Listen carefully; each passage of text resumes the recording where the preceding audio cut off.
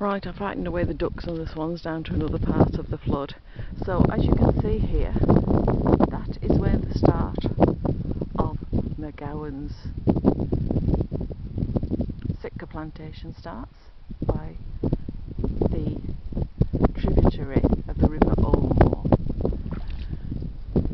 And everything here inside the plantation is flooded for the full length of the plantation.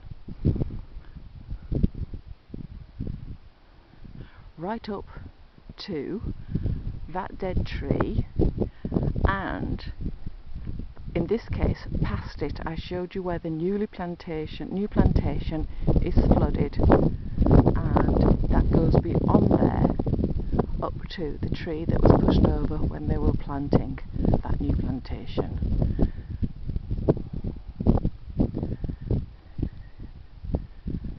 "500 metres, 600 metres, I'm not great on metres, it's definitely 500 yards of flooded monoculture Sitka plantation underwater for a large part of winter.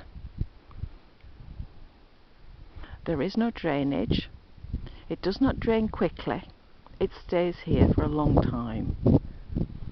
There are no drainage works done since the 1950s, and they're all disappeared now. This is how it is for a large part of winter when we've had rain, and in the summer when we get heavy rain, this is how it is. It is not seasonal flooding, it is a water meadow. These are wetlands, and this is a water meadow that I'm stood in. There's my house.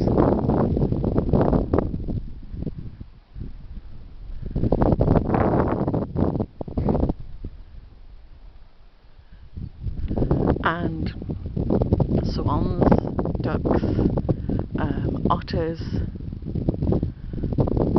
water rails, a wide variety, lapwings as well, I've seen here, a wide variety of birds will use this area for forage and rest during the summer and the winter. We'll go and have a look somewhere else.